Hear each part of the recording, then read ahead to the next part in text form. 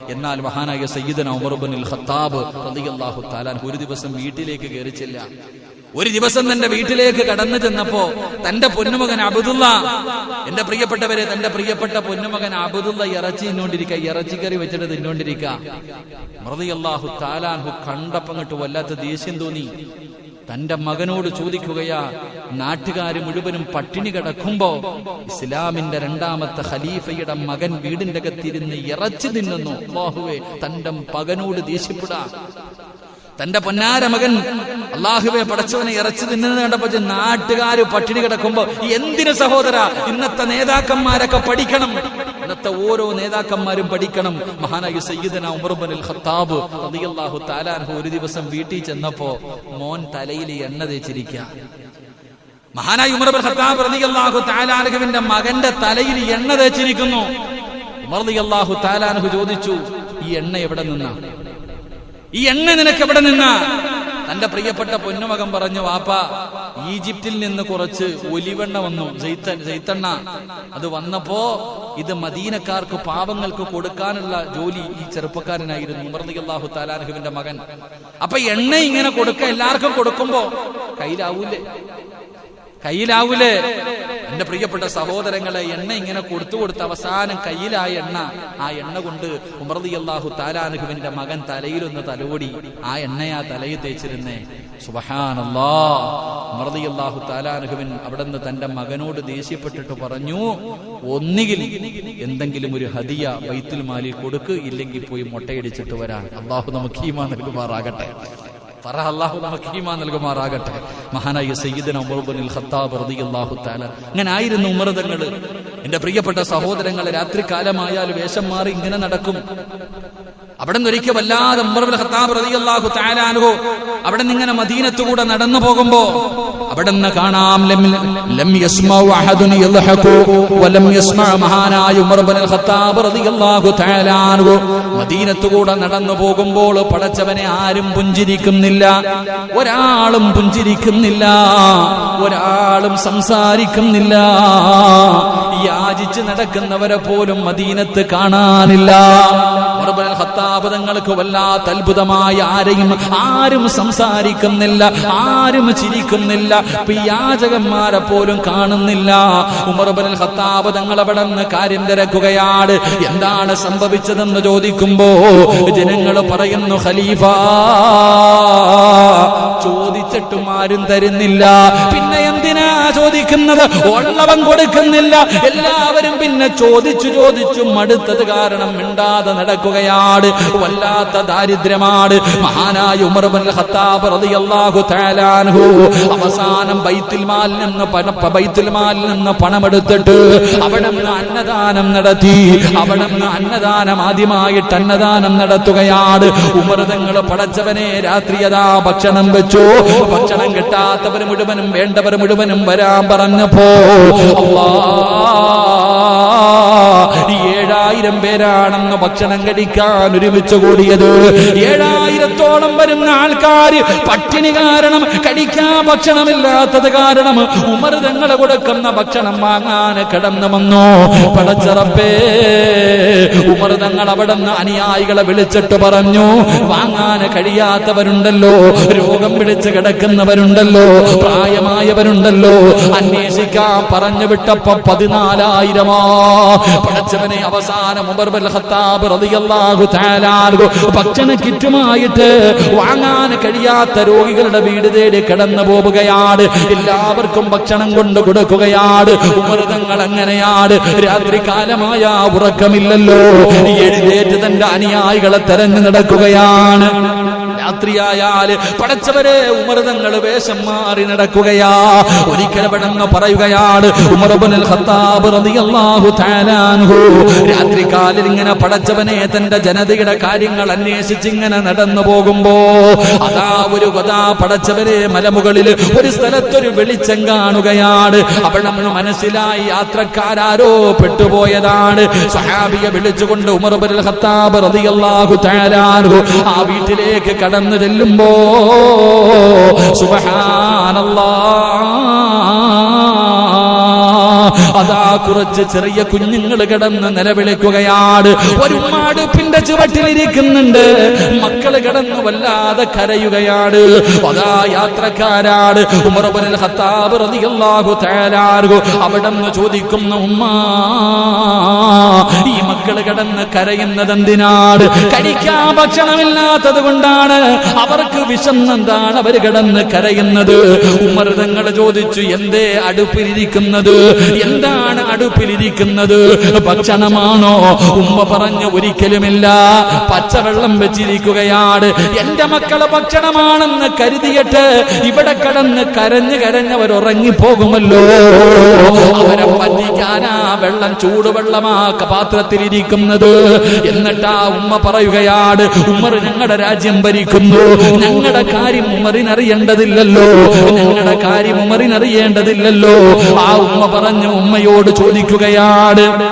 ആ ഉമ്മ പറഞ്ഞു, ഞങ്ങളുടെ ഭരണാധികാരി ഉമറാണ്, ഞങ്ങളുടെ അവസ്ഥ ഉമറിനറിയണ്ടല്ലോ. ഉമർ റളിയല്ലാഹു തആല അൻഹു ചോദിക്കുന്നു, ഉമ്മാ നിങ്ങൾ പട്ടിണി കിടക്കുന്നത് ഉമറിനറിയില്ലല്ലോ, അറിയണമല്ലോ. ഉമ്മ തിരിച്ചു ഉമർ ഇബ്നുൽ ഖത്താബ് തങ്ങളോട് പറയുകയാണ്, ഭരണാധികാരിക്ക് അറിയണം തന്റെ അനുയായികളുടെ അവസ്ഥ എന്താണെന്ന് ഉമർ കണ്ടുപിടിക്കണമല്ലോ. ഉമർ റളിയല്ലാഹു തആല അൻഹു വല്ലാതെ ഭയപ്പെടുകയാണ്.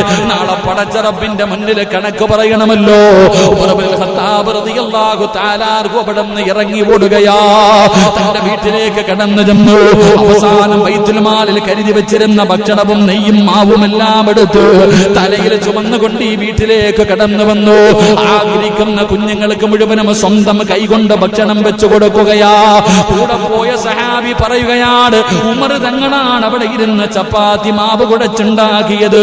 തീയുടെ ചുവട്ടിലിരുന്നിട്ട് അവിടെ നിന്ന് കരഞ്ഞുകൊണ്ടാ ഭക്ഷണം ഉണ്ടാക്കിയത്. അവസാനം ആ മക്കളുടെ വായിലേക്ക് ഭക്ഷണം വെച്ചു കൊടുത്തു. ഉമ്മയ്ക്ക് വലിയ സന്തോഷമായി. എന്നിട്ട് ആ ഉമ്മ ഉമർ ഇബ്നുൽ ഖത്താബ് തങ്ങളോട് പറഞ്ഞതെന്തെന്നറിയോ? ഭരണാധികാരിയാകാം നിങ്ങൾക്കാ മോനെ.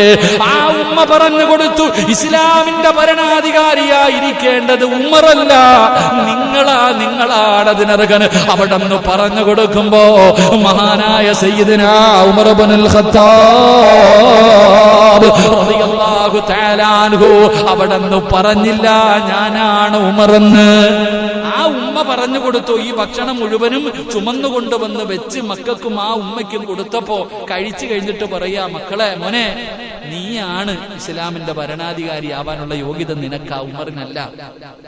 റളിയല്ലാഹു തആല അൻഹു പറയാം, അത് ഞാനാ ഉമർ എന്ന് പറഞ്ഞില്ല, ഞാനാ ഉമ്മ എന്ന് ഉമർ നിങ്ങൾ പറഞ്ഞില്ല. എന്റെ പ്രിയപ്പെട്ട സഹോദരങ്ങളെ, മിണ്ടാതെ ഭക്ഷണം കൊടുത്ത് ദുആ ചെയ്തിട്ട് തിരിച്ചു നടന്നുപോയി മഹാനായ സയ്യിദുനാ ഉമർ ഇബ്നുൽ ഖത്താബ്. നമ്മളെങ്ങാനാണെങ്കിൽ ആലോചിക്കേ, നമ്മളെങ്ങാണമാണെങ്കിൽ ആലോചിച്ചോക്കെ. അങ്ങനെ ആയിരുന്നു ഉമർ റളിയല്ലാഹുവിന്റെ ചരിത്രം. എന്റെ പ്രിയപ്പെട്ട സഹോദരങ്ങളെ, ചരിത്രത്തിൽ കാണാം, ഒരു ദിവസം ഇശാ നമസ്കാരം കഴിഞ്ഞിട്ട് ഉമർ റളിയല്ലാഹു തആല അൻഹു രാജ്യം ഭരിക്കുന്ന സമയത്ത് നോക്കുമ്പോ രാത്രി ഇങ്ങനെ പോകുമ്പോ ഒരു സഹാബി അബൂ തൽഹ റളിയല്ലാഹു തആല അൻഹു ഇങ്ങനെ നടന്നു പോകുമ്പോ ഒരാളിങ്ങനെ തലയിൽ തുണിയിട്ടിട്ട് പതുങ്ങി പോവാ. തലയിലൂടെ തുണിയിട്ടിട്ട് ഈന്തപ്പന മരത്തിന്റെ ചുവട്ടിലൂടെ പതുങ്ങി പോവാ. സുബ്ഹാനല്ലാഹ്, ഇന്നെങ്ങാണമാണെങ്കിൽ തീർന്നു. അള്ളാഹു കാത്തിരക്ഷിക്കുമാറാകട്ടെ. രാത്രി ഇങ്ങനെ തലയിൽ അബൂ തൽഹ റളിയല്ലാഹു തആല അൻഹു ഇങ്ങനെ നോക്കി, ഇതെന്താ ഒരു പന്തികേടുള്ള ഹൊക്ക, ഇതൊരു പന്തികേടുണ്ട്. ഇതാരാ കണ്ടുപിടിക്കണല്ലോ, ഉമറല്ലേ രാജ്യം ഭരിക്കണേ. ഉമർ റളിയല്ലാഹു തആല അൻഹു രാജ്യം ഭരിക്കുമ്പോ ഇങ്ങനെ ഒരുത്തനോ? അബൂ തൽഹ റളിയല്ലാഹു തആല അൻഹു പുറകെ പോയി. ആളാരാന്ന് മനസ്സിലാവണില്ല. പതുങ്ങി ഇങ്ങനെ പോയിട്ട് ആരുമില്ല, ഒഴിഞ്ഞ ഒരു ഭാഗത്തൊരു വീടിരിക്കുന്നുണ്ട്. ആ വീടിന്റെ മുന്നിലേക്ക് പോയി. അള്ളാഹു നമുക്ക് ഈമാൻ നൽകുമാറാകട്ടെ. 3 സ്വലാത്ത്. സ്വല്ലല്ലാഹു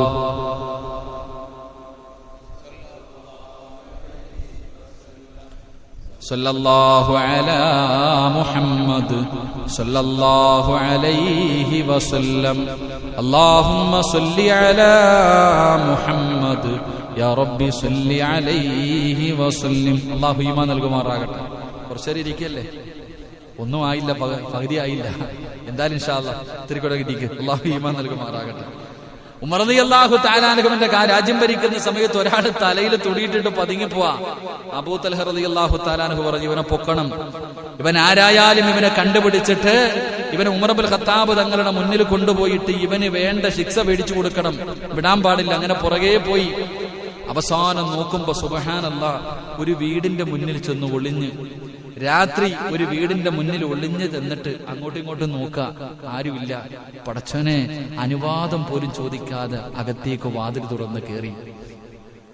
അപ്പൊ ഈ സഹാബി ഇങ്ങനെ പുറകിൽ നോക്കുക, ആരാ അല്ലാഹ്, പടച്ചോനെ നിങ്ങൾ അരിച്ചിക്ക് രാത്രി ഒറ്റയ്ക്ക് ഒരു വീടിന്റെ അകത്ത് പതുങ്ങി കയറാ. നമ്മളാണെങ്കിൽ പോയി പിന്നെ മരത്തിൽ കെട്ടിയിട്ടിട്ട് ഇടി മാത്രമേ അകത്തുള്ളൂ. അലച്ചിക്ക് അല്ലേ? ചരിത്രം പഠിച്ചോ? നാട്ടുകാരെ വിളിച്ചൊന്നുമില്ല.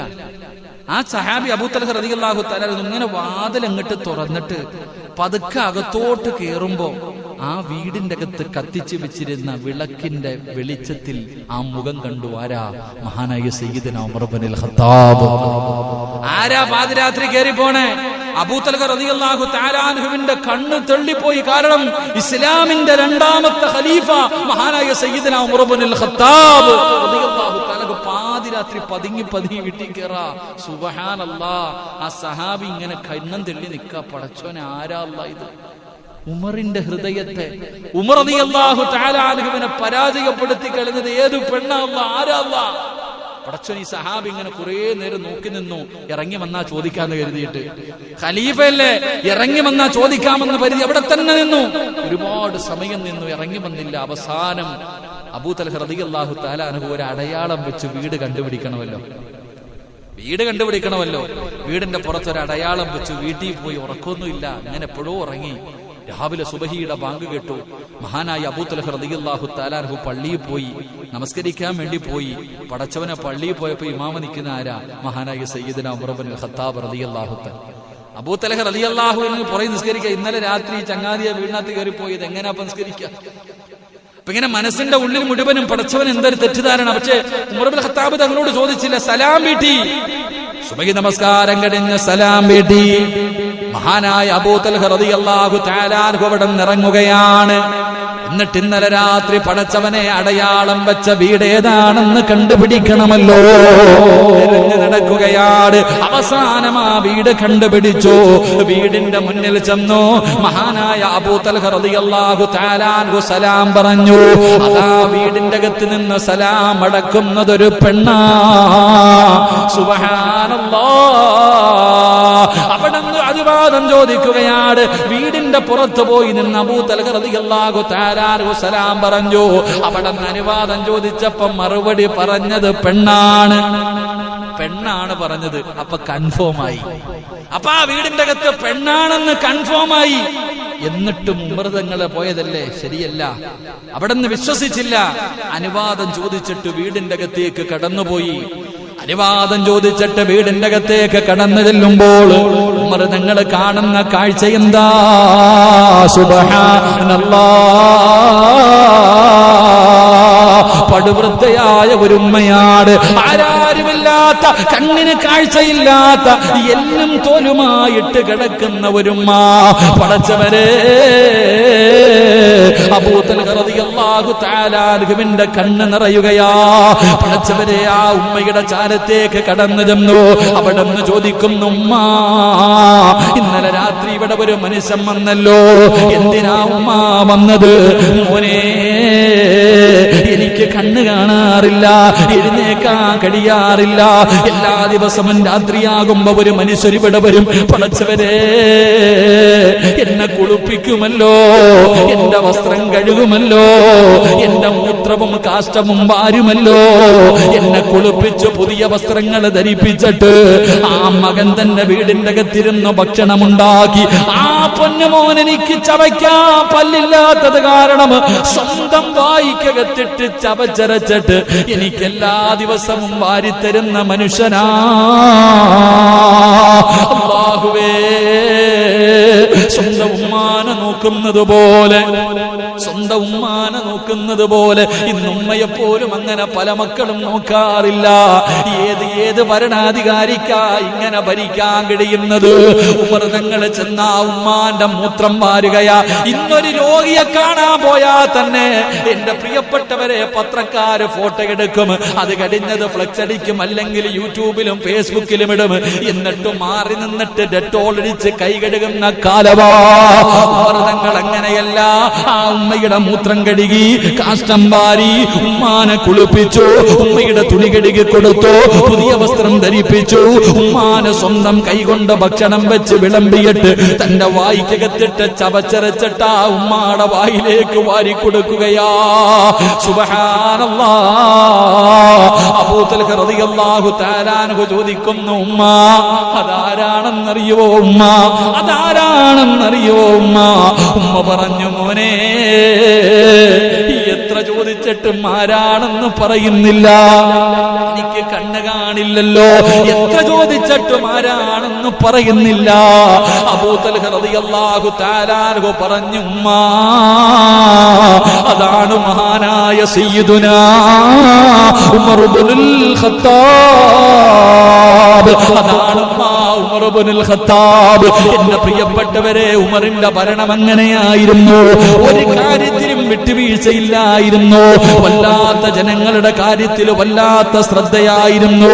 എന്റെ പ്രിയപ്പെട്ടവരെ, അള്ളാഹുവിന് വല്ലാത്ത ഭയമായിരുന്നു. ഉമർ തങ്ങൾ പാതിരാത്രി പരിശുദ്ധനായ പ്രവാചകൻ അവിടുന്ന് ചരിത്രത്തിൽ കാണാം. ഉമർ ഇബ്നുൽ ഖത്താബ് റളിയല്ലാഹു തആല അൻഹു പടച്ചവരെ രാത്രിയായി കഴിഞ്ഞാൽ ഇങ്ങനെ സഞ്ചരിക്കുമായിരുന്നു. ഒരു ദിവസം തന്റെ കഴുതയുടെ മുകളില് ഉമർ ഇബ്നുൽ ഖത്താബ് റളിയല്ലാഹു തആല അൻഹു ഇങ്ങനെ പോകുമ്പോ ഒരു വീടിന്റെ അകത്തിരുന്ന് ഖുർആൻ ഓതുന്ന ശബ്ദം കേൾക്കുകയാ. പടച്ചവരെ, ഇന്ന് അങ്ങനെയൊന്നും കേൾക്കാൻ കഴിയില്ലല്ലോ. ഏതെങ്കിലും ഒരു വീടിന്റെ അകത്തിരുന്ന് ഖുർആൻ ഓതുന്ന ശബ്ദം. ഇന്നത്തെ കാലഘട്ടത്തിൽ നിങ്ങൾ ഈ പായ്പാട് മുഴുവനും നടന്നു. ഇനി ഏതെങ്കിലും ഒരു വീടിന്റെ അകത്തുനിന്ന് ഖുർആൻ ഓതുന്ന ശബ്ദം കേട്ട സുബ്ഹാനല്ലാഹ്, അല്ലാഹു ഈമാൻ തരുമാറാകട്ടെ, കേൾക്കുവോ? നെഞ്ചത്ത് കൈവച്ചിട്ട് പറ. പണ്ടത്തെ കാലം അങ്ങനല്ല. പണ്ടൊക്കെ ഓരോ വീടുകളിൽ ഖുർആൻ ഓതുന്നത് കേൾക്കാം, ഓരോ വീട്ടിലും ഖുർആൻ ഓതുന്നത് കേൾക്കാമായിരുന്നു. ഇന്ന് സീരിയലിന്റെ ശബ്ദം മാത്രമേ കേൾക്കാനുള്ളൂ. അല്ലാഹു ഈമാൻ തരുമാറാകട്ടെ. റളിയല്ലാഹു തആല അൻഹു തന്റെ കഴുതയുടെ പുറത്തിങ്ങനെ യാത്ര ചെയ്യുമ്പോ ഖുർആൻ ഓതുന്ന ശബ്ദം ഒരു വീട്ടില്, ഖലീഫയാണ്, ഒരു വീട്ടിൽ ഇങ്ങനെ ഖുർആൻ ഓതുകയാണ്. എന്റെ പ്രിയപ്പെട്ടവരെ, വത്തൂർ വകിതാബിൻ മസ്തൂർ, അല്ലാഹുവിന്റെ പരിശുദ്ധമായ ഖുർആൻ ഇങ്ങനെ ഓതുകയാണ്. സൂറത്തു തൂർ ഇങ്ങനെ ഓതുന്നത് ഈ ഉമർ ഇബ്നുൽ ഖത്താബ് തങ്ങൾ ഇങ്ങനെ കേൾക്കുകയാണ്. കഴുതയുടെ മുകളിലാണ് ഇരിക്കുന്നത്. അവിടെ കഴുതയുടെ മുകളിൽ നിന്ന് ഖുർആൻ ഓതുന്നത് ഇങ്ങനെ കേൾക്കുകയാണ്. ആ വീടിന്റെ അകത്തിരുന്ന് ഓതി ഇന്ന അദാബ അല്ലാഹുവിന്റെ അദാബുകളെ കുറിച്ച് പറയുന്ന ആ ആയത്തിങ്ങനെ ഓതുമ്പോ അള്ളാന്റെ ഖുർആൻ പറയുകയാണ്, എന്റെ പ്രിയപ്പെട്ടവരെ, ശിക്ഷ സംഭവിക്കുക തന്നെ ചെയ്യുമെന്ന്. അള്ളാഹുവിന്റെ ശിക്ഷ ഉറപ്പായിട്ടും സംഭവിക്കും. നിങ്ങൾക്ക് തോന്നുന്നുണ്ടോ അള്ളാഹു നിങ്ങളെ വെറുതെ വിടുമെന്ന് നിങ്ങൾക്ക് തോന്നുന്നുണ്ടോ? ഖുർആനിലെ ഒറ്റ ആയത്ത് കേട്ടപ്പോ ഒരു മാസം പേടിച്ച് വിറച്ച് റബ്ബേ എഴുന്നേക്കാൻ കഴിയാതെ വീടിന്റെ അകത്ത് കടന്നിട്ട് സഹാബത്ത് സിയാറത്ത് ചെയ്തു എന്ന് ചരിത്രം പറയുന്നു. അള്ളാഹു നമുക്ക് ഈമാൻ നൽകി അനുഗ്രഹിക്കുമാറാകട്ടെ. വല്ലാത്ത ഈമാനായിരുന്നു, വല്ലാത്ത ഈമാൻ. എന്റെ പ്രിയപ്പെട്ടവരെ, നമ്മളൊക്കെ ഈജിപ്തിൽ പോകുമ്പോ ഇന്ന് നൈൽ നദി കാണാം. നൈൽ നദി അള്ളാഹു പോയി കാണാൻ ഭാഗ്യം തരുമാറാകട്ടെ. ആമീൻ പറ. പോയി കാണാമല്ലോ, പക്ഷെ ഇന്ന് പോയി കാണാൻ പറ്റത്തില്ല കേട്ടാ. നൈൽ നദിയൊക്കെ ഇന്ന് പോയി കാണാൻ പറ്റും. ഇതിലൊക്കെ നമ്മൾ ചരിത്രങ്ങൾ കേൾക്കാറുണ്ട്. മുസാനബിയല്ലേ ഇപ്പൊ നൈൽ നദിയിൽ ഒതുക്കിയ പാട്ട് പാടുന്നില്ലേ എന്താ സലീം ഉസ്താദ്? വലിയ ചരിത്രങ്ങൾ പറയുന്നതാ നൈൽ നദിയുടെ. പക്ഷെ ഇന്ന് നൈൽ നദി പോയാ ലൈവ് ആയതുകൊണ്ട് ഞാൻ പറയണില്ല, ഞാൻ ഒന്ന് പോയപ്പോ കണ്ടത്. അതുകൊണ്ട് അല്ലാഹു ഈമാൻ തരുമാറാകട്ടെ. ഇന്നെന്റെ പ്രിയപ്പെട്ട സഹോദരങ്ങളെ, ഇസ്രയേലും ഫലസ്തീനും ഈജിപ്തും കൈറോയൊക്കെ വലിയ ഉല്ലാസ യാത്രയുണ്ട്. സിയാറത്ത് ടൂർ എന്ന പേരുണ്ട്. പക്ഷേ ആ സിയാറത്ത് ടൂറിൽ നൈൽ നദിയിലൂടെ കപ്പലിൽ ഒരു സഞ്ചാരമുണ്ട്. കപ്പലിൽ ആ നൈൽ നദിയിലൂടെ നമ്മളെ കൊണ്ടുപോകും. ആ കൊണ്ടുപോകുന്ന സമയത്ത് നമ്മളെ കൊണ്ടുപോകുന്നവർ തന്നെ പറയും, ഭക്ഷണമൊക്കെ കഴിച്ചാൽ അപ്പം എഴുന്നേറ്റ് പൊക്കോണമെന്ന്. ഭക്ഷണം കഴിച്ചു കഴിഞ്ഞാൽ പിന്നെ അവിടെ ഇരിക്കാൻ പാടില്ല. ഇത് എല്ലാ വർഷമായിട്ട് നടക്കാം. അവസാനം ഇസ്ലാമിന്റെ കീഴിലേക്ക് അത് കടന്നു വന്നു. ഉമർ ഇബ്നുൽ ആസ് റളിയല്ലാഹു തആല അൻഹു നോക്കുമ്പോ വെള്ളമൊക്കെ ഇങ്ങനെ നിറഞ്ഞു കവിഞ്ഞു പോകാം. എല്ലാരും ഈ കാര്യങ്ങൾ പറഞ്ഞു. അങ്ങനെ ഉമർ ഇബ്നുൽ ഖത്താബ് റളിയല്ലാഹു തആല അൻഹുവിലേക്ക് അവിടെ നിന്ന് കത്തെഴുതി, ഇങ്ങനൊരു വിഷയമുണ്ട്, എന്ത് ചെയ്യണം? മഹാനായ സയ്യിദന ഉമർ ഇബ്നുൽ ഖത്താബ് റളിയല്ലാഹു തആല അൻഹു ഒരു പേപ്പർ എടുത്തിട്ട് ഒരു കത്തെഴുതി. ബിസ്മില്ലാഹിർ റഹ്മാനിർ റഹീം. അവിടെ നിന്ന് ഒരു പേപ്പർ എടുത്തിട്ട് ഒരു കത്തെഴുതി. ആ കത്തെഴുതിയിട്ട് ഇങ്ങനെ എഴുതി കൊടുത്തു, മിൻ അബദില്ല അമ്രൻ ഇന്ന നെയിൽ മിസ്റിലെ നെയിൽ നദിക്ക് ഉമർ ഇബ്നുൽ ഖത്താബ് എഴുതുന്ന കത്ത് എന്ന് പറഞ്ഞ് ബിസ്മി എഴുതിയിട്ടൊരു കത്തെഴുതി. 2 വരി ഉണ്ടായിരുന്നുള്ളൂ. ഇങ്ങനെ ബിസ്മിയൊക്കെ പറഞ്ഞ് എഴുതിയിട്ട് അതിന്റെ താഴെ എഴുതി, നിന്റെ ഇഷ്ടപ്രകാരമാണ് നീ ഇങ്ങനെ ഒഴുകുന്നതെങ്കിൽ നീ അടങ്ങിക്കൊള്ളണം, അല്ല അല്ലാഹുവിന്റെ തീരുമാനം അനുസരിച്ചാണെങ്കിൽ കുഴപ്പമില്ല. ഈ എഴുത്തെഴുതിയിട്ട് പറഞ്ഞു, ഇത് കൊണ്ടുപോയിട്ട് നെയിൽ നദിയിൽ ഇട്ടാൽ മതി, വേറൊന്നുമില്ല. 2 വരിയുള്ള ഒരു എഴുത്തെഴുതി കൊടുത്തു. അംർ ഇബ്നുൽ ആസ് റളിയല്ലാഹു തആല അൻഹു എഴുത്ത് കിട്ടി വായിച്ചു നോക്കി, 2 വരി ഇതാ എഴുതിയിരിക്കണേ, നീ നിന്റെ സ്വന്തം ഇഷ്ടപ്രകാരമാണ് ഇങ്ങനെ ചെയ്യുന്നതെങ്കിൽ നീ അടങ്ങിക്കൊള്ളണം, അല്ല അള്ളാഹുവിന്റെ തീരുമാന പ്രകാരമാണെങ്കിൽ കുഴപ്പമില്ല, ഒഴിക്കൂ. ഈ എഴുത്തെടുത്ത് അങ്ങോട്ടിട്ടു. നേരം വെളുക്കുന്നതിന് മുമ്പേ ആ വെള്ളത്തിന്റെ എല്ലാ ഒഴുക്കും മാറി സമാധാനത്തിലായി എന്ന് ചരിത്രം പഠിപ്പിക്കുന്നു. അള്ളാഹു ഈമാൻ നൽകുമാറാകട്ടെ. ഇത് ചരിത്രമല്ലാതെ കെട്ടുകഥയല്ല, ഇത് ചരിത്രമാണ്. ആ മഹാനായ സയ്യിദുനാ ഉമർ ഇബ്നുൽ ഖത്താബ് റളിയല്ലാഹു തആല അൻഹു, അല്ലാഹു ആ മഹാനെ ആദരിക്കാൻ ഭാഗ്യം നൽകുമാറാകട്ടെ. ആ മഹാന്റെ മഹത്വം മനസ്സിലാക്കാൻ ഭാഗ്യം നൽകുമാറാകട്ടെ. ഇങ്ങനെ ജീവിച്ചിരുന്ന മഹാനായ സയ്യിദുനാ ഉമർ ഇബ്നുൽ ഖത്താബ് റളിയല്ലാഹു തആല അൻഹു മഹാനവറുകളുടെ വഫാത്ത് നമുക്കറിയാം. എപ്പോഴും ദുആ ചെയ്യും, അല്ലാഹുവേ എനിക്ക് നീ ഷഹീദിന്റെ കൂലിയിട്ട എന്നൊരു മരണം തരണേ പടച്ചവനെ. അല്ലാഹുമ്മർസുഖ്നി ഷഹാദ ഫീ ബലദി നബീക. അവിടുന്ന് ദുആ ചെയ്യും, അല്ലാഹുവേ മുത്തുനബിയുടെ മദീനത്ത് കടന്നിട്ട് എനിക്ക് ഷഹീദാകണം. നടക്കാത്ത കാര്യമാ, കാരണം മക്കത്തും മദീനത്തും യുദ്ധമില്ലല്ലോ, പിന്നെ എങ്ങനെ ഷഹീദാകാനാ? എന്റെ പ്രിയപ്പെട്ട സഹോദരങ്ങളെ, ഉമർ ഇബ്നുൽ ഖത്താബ് റളിയല്ലാഹു തആല അൻഹു, അങ്ങനെ എന്റെ പ്രിയപ്പെട്ടവരെ, പള്ളിയിൽ സുബഹി നമസ്കാരം നടക്കുകയാണ്. അല്ലാഹുവിന്റെ പള്ളിക്കകത്ത് സുബഹി നമസ്കരിച്ചു കൊണ്ടിരിക്കുകയാ. അവിടെ നിന്നിങ്ങനെ സുബഹി നമസ്കരിക്കുന്ന സൂറത്ത് യൂസുഫാണ് സുബഹിക്കോതുന്നത്. നമ്മൾ റമദാൻ മാസത്തിൽ മുസമ്മിൽ ഉസ്താദ് ഓതുമ്പോ ഇത്തിരി കുറച്ച് കിട്ടാൻ വേണ്ടി പുറകെ നിന്നിട്ട് ആക്കുന്നവരാ നമ്മൾ ലാലിജിക്ക്. എടാ, ആകെ വർഷത്തിൽ ഒരിക്കൽ ഖത്ത ഓതുന്നത് റമദാനില. അപ്പോഴും നമ്മൾ നോക്കും അല്ലാഹു അടിക്കുന്ന പള്ളി ഏതാണ്. എന്താ പ്രസിഡന്റ് ഉണ്ടായിരിക്കും ഉള്ളതിൽ ഞാൻ പറഞ്ഞത് ഏറ്റവും എളുപ്പമാണ്. പിന്നെയും ഊരി കുത്തുകയാണ്. എന്നിട്ട് ഈ മനുഷ്യൻ ഉമർ തങ്ങൾ കുത്തുകൊണ്ട് പിടയുമ്പോ ഇറങ്ങി പോകുമ്പോ ഒന്നാമത്തെ സഫിൽ നമസ്കരിച്ചു കൊണ്ടിരുന്ന പല സഹാബാക്കളെയും കുത്തിമറിച്ചു. എല്ലാരും രക്തത്തിൽ പിടഞ്ഞു വീഴുകയാണ്. ഇമാമ കണ്ണിന്റെ മുന്നില് അടുത്ത് നമസ്കരിച്ചു കൊണ്ടിരുന്നവർ പടച്ചവനെ പിടഞ്ഞ് താഴെ വീണു. പക്ഷേ സുബ്ഹാനല്ലാഹ്, ഒരാള് പോലും ഓടിയില്ല, ഒരാള് പോലും അനങ്ങിയില്ല. എല്ലാവരും തന്റെ കണ്ണിന്റെ മുന്നിൽ കിടന്ന് ഉമർ തങ്ങൾ മരണത്തോട് മല്ലടിക്കുകയാ. പല സ്വഹാബാക്കളും സഫില് തൊട്ടടുത്ത് നിന്നവർ വരെ കുത്തുകൊണ്ട് പിടഞ്ഞ് താഴെ കിടക്കുകയാണ്. ചരിത്രം പറയുന്നു 7ഓളം സ്വഹാബികളോ ഉമർ തങ്ങൾക്ക് അവിടെ നിന്ന് സ്വഹാബത്തിനോട് വിളിച്ചു പറയുകയാ, അല്ലാഹു അക്ബർ, അല്ലാഹു അക്ബർ, അല്ലാഹു അക്ബർ. പടച്ചവനെ, ആരെങ്കിലും കയറി നിൽക്ക് സഹാബ. അവിടെ നിന്ന് സൂചന കൊടുക്കുമ്പോ തൊട്ടുപുറകിൽ നിന്ന സ്വഹാബി ഉണ്ടല്ലോ, അബ്ദുറഹ്മാൻ ഇബ്നു ഔഫ് തങ്ങള്. എന്റെ പ്രിയമുള്ളവരെ, പുറകിൽ നിന്ന സ്വഹാബി കയറിയിട്ട് ഇമാമത്ത് നിൽക്കുകയാണ്. ഖലീഫ കാലിന്റെ ചുവട്ടിൽ കിടന്ന് പിടയുകയാ. അപ്പോഴും അവിടെ കയറി നിന്ന് നിസ്കാരം പൂർത്തീകരിക്കുകയാണ്. സലാം വീട്ടി എല്ലാരും കൂടെ ഉമർ തങ്ങളുടെ ചാരത്തേക്ക് കിടന്നു വന്നു. വല്ലാത്തൊരവസ്ഥയിൽ കിടക്കുകയാണ്. മരണത്തോട് മല്ലടിച്ചുകൊണ്ട് കിടക്കുകയാണ്. വായിക്കകത്തൊഴിച്ചു കൊടുക്കുന്ന പാലുണ്ടല്ലോ, തന്റെ വയറ്റിലൂടെ അടിവയറിലൂടെ വെളിയിലേക്ക് ഒഴുകിക്കൊണ്ടിരിക്കുകയാ. എല്ലാരും വല്ലാത്ത പ്രയാസത്തിലാണ്. ഈ സമയമുണ്ടല്ലോ, ഉമർ തങ്ങൾ തന്റെ പൊന്നാര മകനെ വിളിക്കുകയാണ്. ഉമർ തങ്ങൾ തന്റെ പൊന്നാര മകനെ വിളിക്കുകയാ. തന്റെ മകനെ വിളിച്ചിട്ട് അവിടെ നിന്ന് പറയുന്നു, യാ അബ്ദുള്ള എന്ന പൊന്നുമോനെ വിളിച്ചിട്ട് പറയുന്നു, മോനെ, വാപ്പയുടെ മരണമെടുത്തു മോനെ, വാപ്പയുടെ മരണമെടുത്തു മോനെ. മോൻ എന്ത് ചെയ്യണമെന്നറിയോ? ആയിഷാ ബീബി റളിയല്ലാഹു തആല അൻഹയുടെ വീട്ടിലേക്ക് പറഞ്ഞു വിടുകയാ. തന്റെ പൊന്നാര മകനെ ആയിഷാ ബീബിയുടെ വീട്ടിലേക്ക് പറഞ്ഞു വിടുകയാണ്. എന്റെ പൊന്നുമോൻ ചെന്നിട്ട് ചോദിക്കണം, ഉമറാണ് പറഞ്ഞു വിടുന്നത്, ഇസ്ലാമിന്റെ ഖലീഫയല്ല. ഇനി എനിക്കതിന് കഴിയില്ല, കാരണം ആരോഗ്യമില്ലല്ലോ, ഞാനിനി ഖലീഫയല്ലല്ലോ. അതുകൊണ്ട് ഉമർ ഇബ്നുൽ ഖത്താബ് പറഞ്ഞു വിടുകയാണ്, ആയിഷാ ബീവിയോട് പോയി ചോദിക്കണം, ഞാൻ മരിച്ചാൽ മുത്തുനബിയുടെ ഖബറിന്റെ ചാരത്ത് ഒരു 6 അടി മണ്ണ് എനിക്ക് തരുമോ ആയിഷാ? പൊന്നുമോനെ പറഞ്ഞു വിടുകയാണ്. ആയിഷാ ബീവിയുടെ ചാരത്ത് ചെന്നിട്ട് ചോദിക്കാൻ, ഒരു 6 അടി മണ്ണ് എനിക്ക് തരുവോ എന്റെ മുത്തുനബിയുടെ ചാരത്ത് കിടക്കാൻ, അല്ലാഹുവിന്റെ റസൂലിന്റെ കൂടെ കിടക്കാൻ എനിക്കൊരു 6 അടി മണ്ണ് തരുവോ? പോയി ചോദിച്ചിട്ട് വാ പൊന്നുമോനെ. ആയിഷാ ബീബി റളിയല്ലാഹു തആല അൻഹയുടെ ചാരത്തേക്ക് പറഞ്ഞു വിടുകയാണ്. ഉമർ തങ്ങൾ മരണത്തോട് മല്ലടിക്കുകയാണ്. തന്റെ പ്രിയപ്പെട്ട പൊന്നുമകൻ ചെന്ന് ആയിഷാ ബീബി റളിയല്ലാഹു തആല അൻഹയോട് ചോദിച്ചു. എന്നിട്ട് അവിടെ നിന്ന് തിരിച്ചു വരുന്നു, അബ്ശിർ യാ അമീറുൽ മുഅ്മിനീൻ. ഉമർ തങ്ങളുടെ ചാരത്തേക്ക് തന്റെ പൊന്നാര മകൻ ഓടി വരികയാ. വാപ്പാ, ആയിഷാ ബീബി അനുവാദം തന്നു വാപ്പാ, ആയിഷാ ബീബി അനുവാദം തന്നു വാപ്പാ.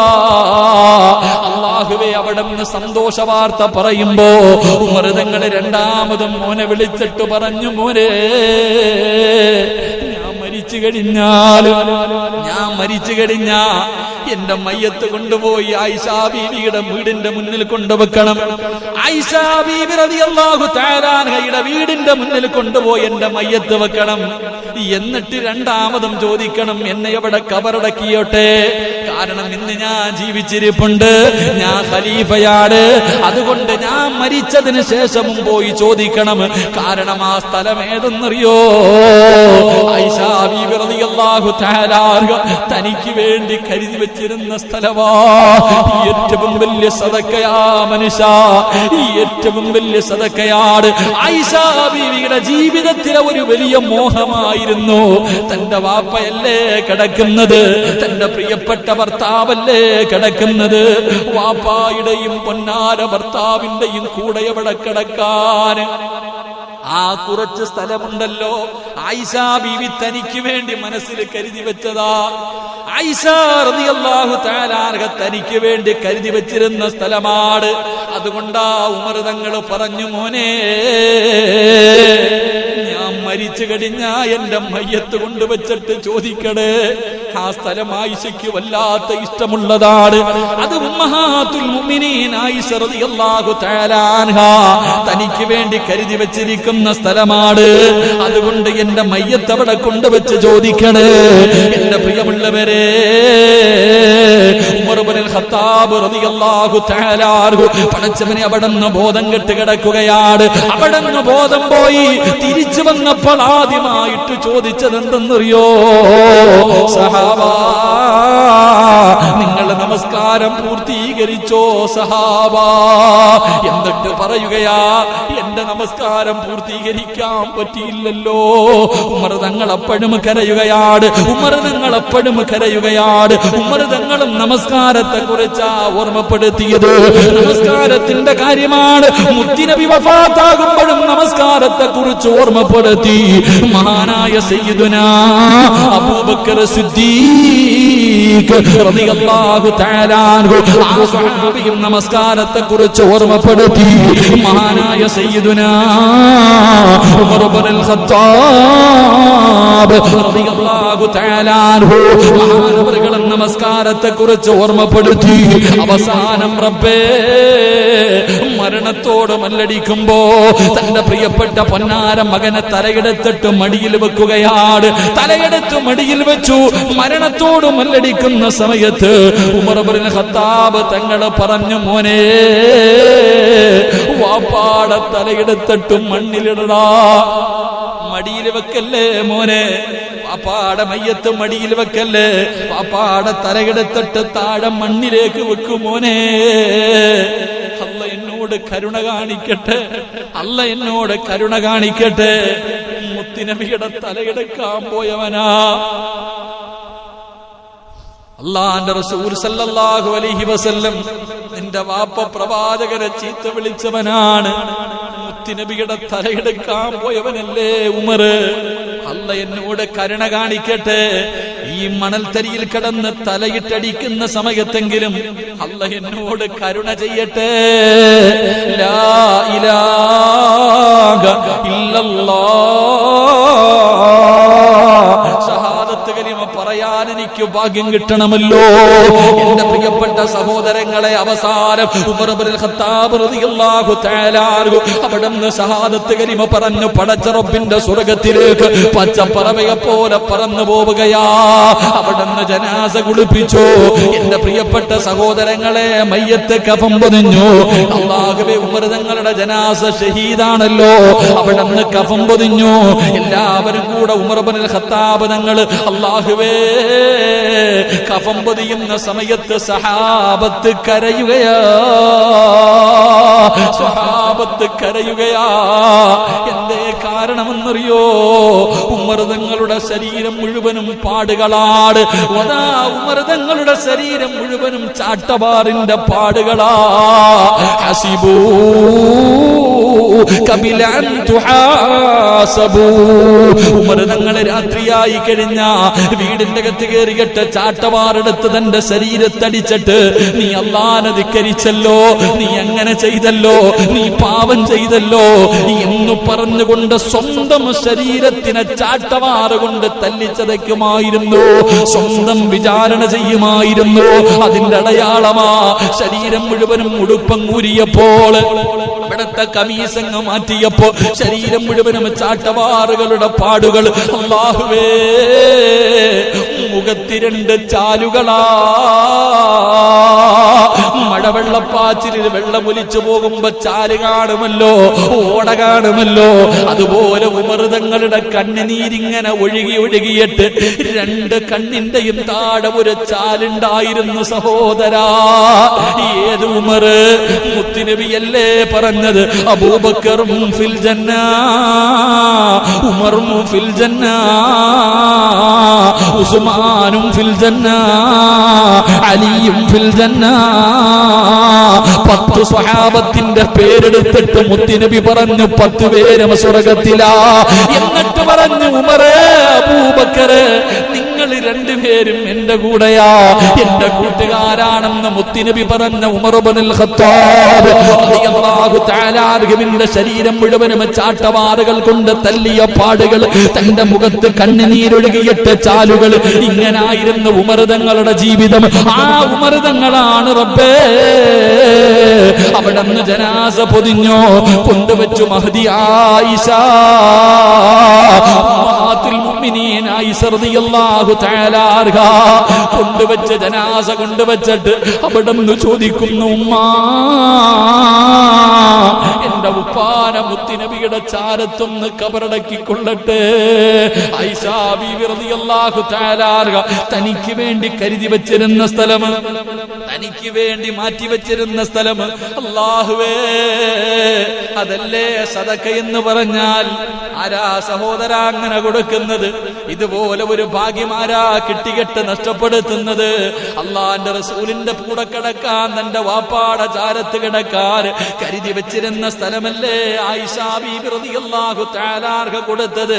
അതിനല്ലേ പ്രതിഫലം. ലൻ തനാലുൽ ബിർറ ഹത്താ തുൻഫിഖൂ മിമ്മാ തുഹിബ്ബൂൻ. അല്ലാഹുവിന്റെ ഖുർആനല്ലേ പറഞ്ഞത്?